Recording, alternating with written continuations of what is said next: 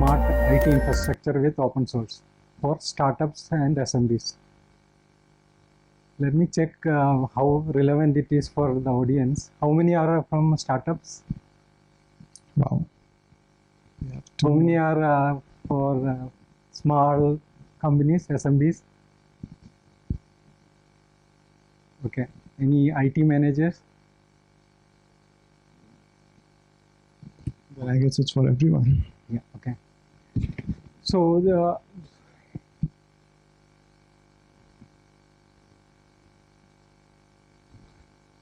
for a typical small startup or SMB, there are some basic infrastructure need to be in place.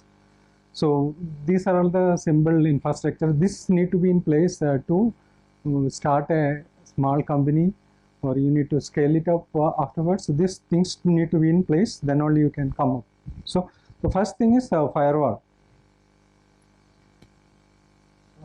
Then you need to have access points, you need to have switches, you need to have a central authentication. You can shoot the questions then and now. Then you need to have an email server, you need to have a voice communications for both in-house and external voice communications. So I would like to make it as much interactive. You can ask the questions whenever the slides are there. Okay.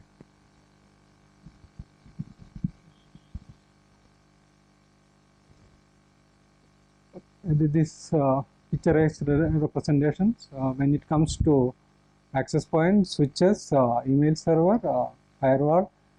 So when it comes to the central authentication, typically it is Windows Active Directory.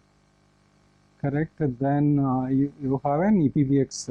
It can be an IPBX or it can be legacy EPBX. So this is the typical environment you need for a basic infrastructure.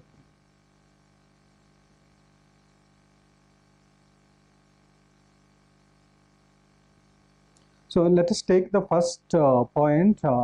It's firewall. Typically, the firewall is used for mainly bandwidth management. You can have a load balancing. You can have a failover. You can have multiple links. So that is one of the function of a firewall. So then typical firewalling, packet filtering and web filtering. So that another important thing is VPNs. Then you have intrusion detection systems so integrated to the firewall. So this is typically required with a firewall.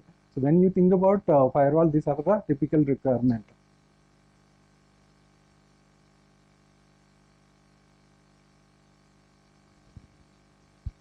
So what are our choices? So typically when you go to market, you get FortiGate, Checkpoint, Sophos. In open source world, you have pfSense, Untangled, and so many others are there. I took mainly pfSense and Untangled. These are the main firewall solutions. Okay. So why pfSense? So firewall is one device that need to be 24/7 on, and it need to be reliable. So with that context, so it is pfSense is mainly from FreeBSD. FreeBSD is famous for its reliability and security. Correct. The other aspect of pfSense is you can use it as a software firewall, or you can get it as an appliance from the marketplace. So you can download pfSense from pfSense website. Also, you can get it. So initially, when you start a business or when in the initial stage of the IT infrastructure, you download it, you put it in a PC and make it work. But it may not scale up because it is not made for 24/7 operations. So that time you can go with an appliance solutions. So that is possible with the pfSense. So that's a important choice you need to make. And another aspect is it is a package manager. So when you go with any Cisco, Checkpoint, Sophos firewall. It comes with default some features. Some features are locked in with licenses. So you are locked in with some particular functionalities. So when it comes to the PFSense, it comes with the basic features. You can extend it with a package manager. So typically it comes with any open source applications. So here that is the important functionality. You can go to a package manager, you can extend it as an HA proxy, you can extend it as a OpenVPN server, you can extend it as a additional any number of say SCOOS server, you can make it as a Suricata, you can make it as a IDS server, you can make it as an IPS functionality. All this can be made from the scratch. So with the functionality of package manager, that is an important point to be done. So another important thing is VPN technologies. So PFSense is famous in the sense that it supports nearly 5 types of VPNs. Even if you go with Cisco Sophos, you will get typically one SSL VPN or another IPsec VPN. So here, when it comes to PFSense, you have SSL VPN with OpenVPN, you have IPsec VPN, you have L2TP VPN, you have PPTP VPN that is now removed, you have Ting VPN. So nearly 5 to 6 kind of VPNs, and you can extend it with additional packages. And the very important thing is it saves almost 60% of your budget. So you can keep that 64% for the other aspect of the network infrastructure.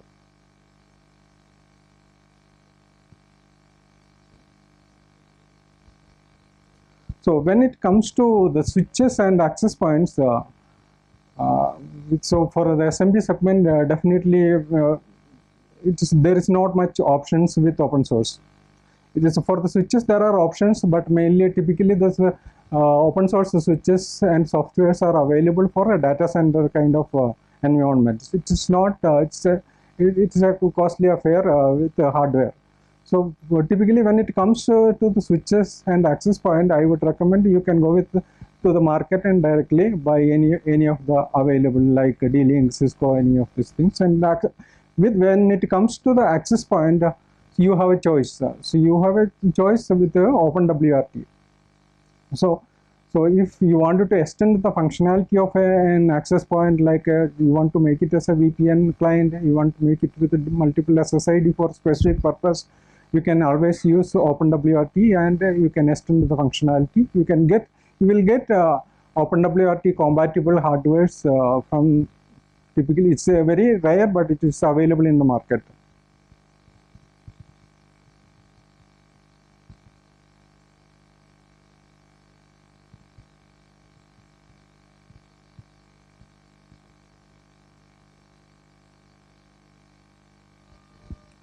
So next point is our central authentication. So it is important to keep your user database, group database in a central repository, so that you don't need to have a multiple username and passwords for each applications, each systems.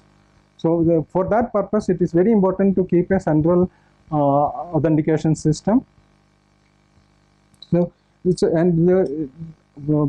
of the central authentication directory servers, you can use it for policies, small policies like common backgrounds, desktop background, USB blocking, typical group policies you can enforce with the central authentication systems. And you can also integrate your central authentication with other applications like if you have a JIT server, you have a Bugzilla server, you have any other servers, you will be able to integrate with the central authentication system. So our choices typically is the first typically 90% of the organization, the choice is Windows Microsoft AD, correct? So then we have so recently Samba was there for a long time, and from 2015 onwards Samba 4 has come. Actually it supports as a Active Directory replacement, so that is a good choice. Then the third one is OpenLDAP server. So typically that is used for Linux environments. Correct. So the typical issue with Microsoft AD is pricing and licensing. You need to procure the license for your Windows server. You need to procure license for your devices or number of users separately. So that make it typically complex, and there is no custom options. You cannot make the changes on the way which you want the authentication system to work actually. So that is one of the other drawback.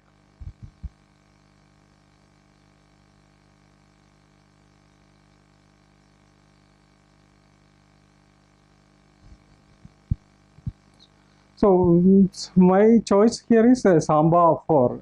So you can so typically the advantage of Samba 4 is you can use it as a direct replacement of Windows Active Directory. So it is when I say the direct replacement of Windows Active Directory, typically you can use it for typically 70 to 80% of Active Directory functions. Basic. For a startup, you may need to have authentication, typically group policies. All this can be done with Samba Active Directory without any complexities of licensing. So one additional advantage is so the Samba is from the beginning is it is a file and print server. So you can use this Samba server as a authentication server as well as a file server and print server. So it works with Windows, it works with Linux, it works with Mac. So you can have all the environment using the same username passwords. So you can push the policies to the Windows systems. The second thing about it has a better file system management options than Windows. So you, when it comes to the Samba, you have so many options to enforce the groups, enforce users, enforce permissions. So that comes an additional point with the Samba when compared to Microsoft Active Directory. So it supports basic policies. It may not support the full group policies, but typically it supports nearly 70% of group policies.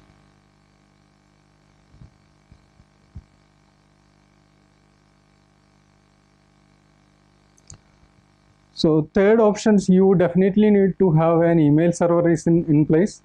Correct. Without the email server, you cannot run your business. Typically, most of the organization, your 60% of business runs on emails. Correct. So an email service must for a startup or SMB or enterprise. So what are the choices we have? We have hosted solution like G Suite. We have hosted solution with Office 365. Second, you can have a dedicated email server like Microsoft MS Exchange. You can also have from the Linux, you have options, or from the open source, you have options with iRedMail and Zimbra. You can also use mix and match. So you can keep, so this is what normally the market nobody is using because everybody is pushing their own products. So when you use open source, there is an additional advantage, you can mix and match. So you can have your domain as abc.com. You can keep your important emails in G Suite. At the same time, your other engineers or other staff's email IDs, you can keep it in an email server, which is a Linux mail server. That option is also available, which works very well because you have the scalability, you have the reliability, and you have the functionality, you have the cost advantage. So you can always use mix and match. So when it comes to the Linux mail server, my choice is iRedMail. So you have Zimbra, there is an additional another email service. When I compare iRedMail with Zimbra, the advantage of iRedMail is its security factors are taken care. So it is well secured platform. It supports POP3, POP3S, IMAP, IMAP, yes, HTTP, HTTPS. then all other key based authentication, all things can be taken care with iRed Mail. Works well with Outlook and mobile devices. It has a decent webmail with round cube. Very lightweight actually. That is the main advantage when I select iRed Mail over Zimbra. Zimbra is a very bulky product, even though it is an open source version is available. And then, so this is very lightweight, and biggest advantage is easy installation, and it's a modular actually. You have the standard modules like Postfix, you have the standard module, Dovecot, all this are available in iRed Mail as a separate component. So if you already work with Postfix, that is an advantage. You can still customize your Postfix, you can still customize your Dovecot, all the options are available. So if you just compare the prices, so if we are using G Suite, so 100 users, it will almost your budget will come around 22,000 per month, correct? So it's a 210 rupees per mailbox. So it's a basic for the basic G Suite. When if you select a T2 or a T3 micro or T2 medium server from AWS and push your iRed Mail on that, your cost is going to be, if you know the stuff, your cost is going to be less than 4,000 rupees. And the reliability of any of the with the cloud. So other thing is our voice communication. So typically the voice communications are mainly internal communication, intercom communications like from desk to desk. Second is for your national calls. Then third one is the international calls. So these are typically required for a SMB organization, correct? So we needed to compare so any other IPPBX with FreePBX. FreePBX is a open source PBX solution. It is based on Asterisk.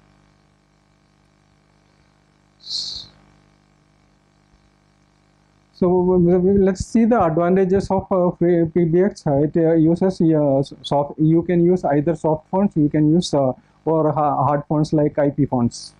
So then you can also integrate with ISDN or PRI lines for the national calls. So in case if you are going to use international calls, you can use it with any SIP provider. So in addition to that, FreePBX comes with its own subscription from Sangoma. So you can use that SIP provider as well as or any other SIP provider from the world. Another aspect is you can use the conference facility. You can use any of your PRI number or any of the SIP number as a conference number, and you can bring all your customers and vendors to the conference facility. And another aspect is work from home. So you can have your extensions at your home. Actually, it's like when you can make the calls and receive the calls from your home itself, so either with VPN solution or either with NAT port forwarding with FreePBX.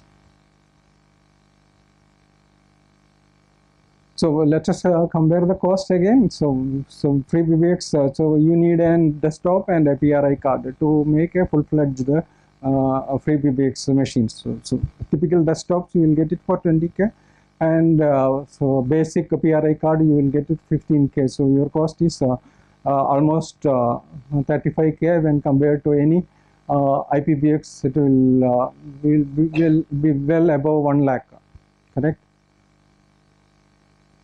So now, so the beauty of this solution is total integration. So you can integrate all these components together.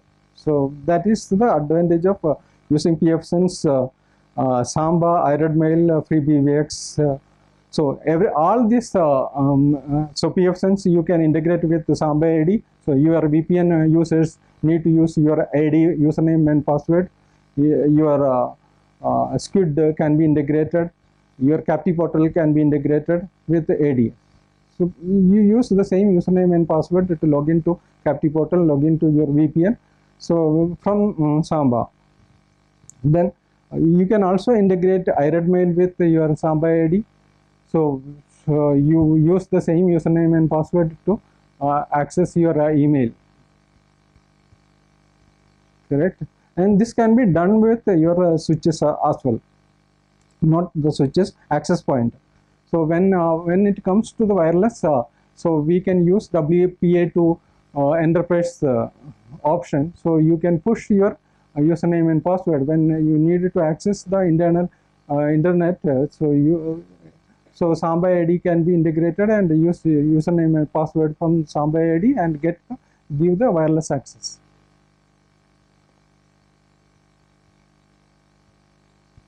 So then Samba ID itself is a big product and you can use it for integrate with any other applications, as I mentioned. So when it works together, it's a beauty. So our environment from the first slide, it comes to open source. This will be the scenario. You use your firewall, so pfSense, then Samba as an Active Directory, iRed mail in FreeBSD and they integrate all together. Hi, I am Santosh. So the question is regarding if I use the Samba ID and the integration factors of the IP phone, free PBX and all, what would be comparing the security point of view? I want to know more about that. I understood the cost, okay, but I want to know more about the security, how secure it is, and some aspects on that. Yeah, your question is about the security actually. So Samba ID typically works with, you are worried about your password will be leaked or your keys will be leaked, correct? So it works with both TCP, TLS and SSL options. So this is well secured between your client and your server. It works with both your plain text authentication like the 389 or 636 ports. So like how Active Directory works. So this is as secure as the Windows ID. That on the functionality level, it may not be that much, but security level, I don't think there is a challenge. In fact, on the file system, on the Samba will be much secure than, so because of the Unix permission system and SCE Linux backend. So file system level, this will be much secure than typical Windows file system. Yeah. One is that is the pfSense available as a software appliance as well as hardware appliance? This is one question.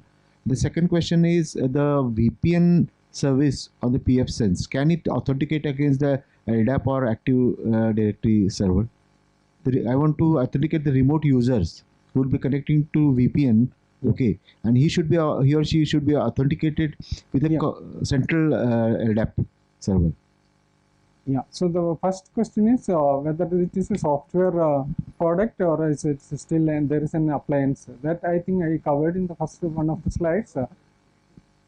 Yeah. So pfSense is you can start downloading it and use it on any desktops or server machines, as well as you can get an appliance from the market directly from the pfSense sponsors, that is Netgate, or from any of the other manufacturers or other vendors. So like you will get the pfSense boxes as a ready-made like Cisco or Sophos boxes with pfSense installed. Both options are available. That is one advantage. Initially, when you don't have that much of budget, you can start with downloading it and use it in your desktop. When you scale it up, you can make it an appliance and copy the same configuration to the appliance and use it.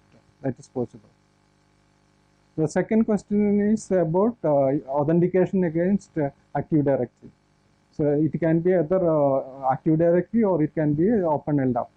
So pfSense can work with three things. One is Windows Active Directory. It works with Samba Active Directory. It also works with OpenLDAP.